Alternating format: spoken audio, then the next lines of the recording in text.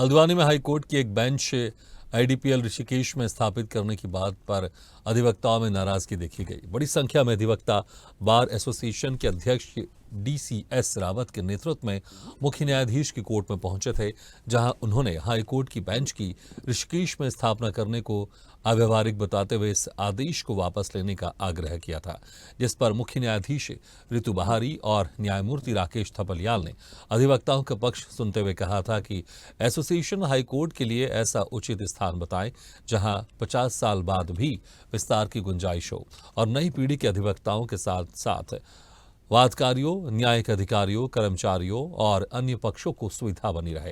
High court bar association ने इस मामले में अधिवक्ताओं की आम सभा बुलाकर आम राय बनाने को कहा है। वहीं पूर्व दर्जा राज्य मंत्री ललित जोशी भी अधिवक्ताओं के साथ इस पूरे मामले में सामने उतरे हैं और कहा कि सरकार की अकर्मण्यता है जो कि स्पष्ट नीति नहीं बना पा रही है, बार बार बेवकूफ बनाने का कार्य कर रही है। हल्द्वानी से दीपक अधिकारी की रिपोर्ट।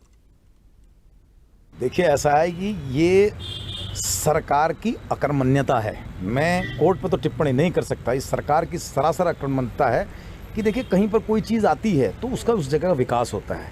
शहर में कट कर करके जिला बन जाता है तो जिले का विकास होता है।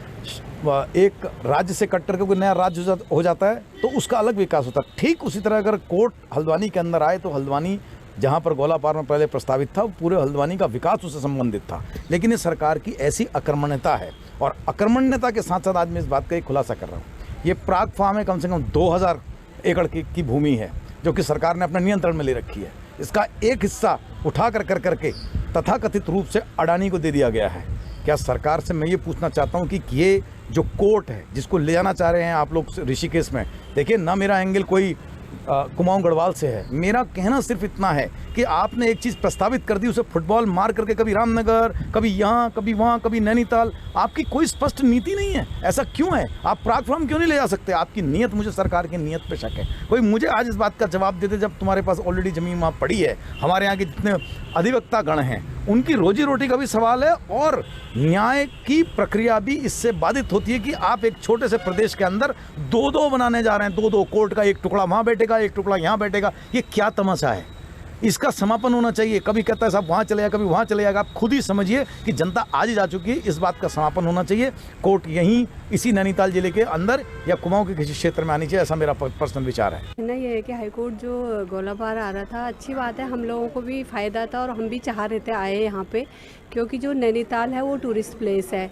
तो नैनीताल में तो फिर जब भी हम लोग जाते हैं तो हम खुद सफ़र करते हैं वहाँ पे कि भाई हमारी बेल लगी होती है और हम डिले हो जाते हैं, हम जा नहीं पाते हैं, तो हम लोग तो सफ़र तो करते ही हैं वहाँ। तो हम भी चाहते थे आए। उत्तराखंड राज्य बना तो कॉन्सेप्ट में राजधानी देहरादून बनी और संसद में ये पारित एक गजट था जिसके तहत नैनीताल में हाई कोर्ट की स्थापना हुई। अब सवाल ये था कि जब नैनीताल की भौगोलिक स्थितियाँ बदलती हुई दिखाई दी तो वादकारी का हित सर्वोच्च सिद्धांत को प्रतिपादित करते हुए नैनीताल जिले में ही अन्यत्र कहीं हाईकोर्ट शिफ्टिंग की बात आ रही थी और इसके लिए हल्द्वानी ढूंढा जा रहा था। मगर आज जो एक बर्बली माननीय उच्च न्यायालय द्वारा एक बर्बल टिप्पणी की गई है वो वैसे तो कोई आदेश नहीं है, मगर उससे जो है अधिवक्ताओं में और क्षेत्र की जनता में एक भय का माहौल सा पैदा हो गया है। कहना ये है ना, जब उत्तराखंड राज्य बना था उस समय उत्तराखंड हाईकोर्ट डिस्ट्रिक्ट नैनीताल के नाम पर नोटिफिकेशन हुआ था और एक छोटे से राज्य में 2 हाईकोर्ट स्थापित किया जाना, एक हाईकोर्ट और एक उसकी बेंच स्थापित किया जाना, ये कहीं पे भी सार्थक नहीं है। बड़ा एक आश्चर्य भरा जजमेंट कहेंगे इसको, अभी जो माननीय न्यायालय द्वारा, उच्च न्यायालय द्वारा कल सुनाया गया है। इससे बड़ा सभी अधिवक्तागण जो हैं इस क्षेत्र के बड़े अचंभित हैं, क्योंकि अभी कुछ विगत कुछ सालों से ये चल रहा था कि हाईकोर्ट गोलापार में शिफ्ट हो रही है और उसके लिए काफ़ी अधिवक्तागण उत्साहित थे।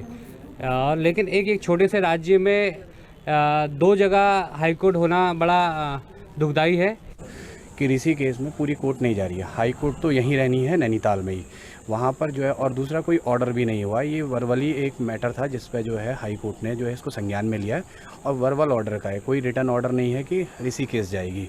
दूसरी बात, अगर प्रिजम्पशन के आधार पर अगर इसको माना जाए कि वहाँ जाएगी तो ये तो अधिवक्ताओं के अहित में ही होगा, क्योंकि सारी बेंचें एक ही जगह होनी।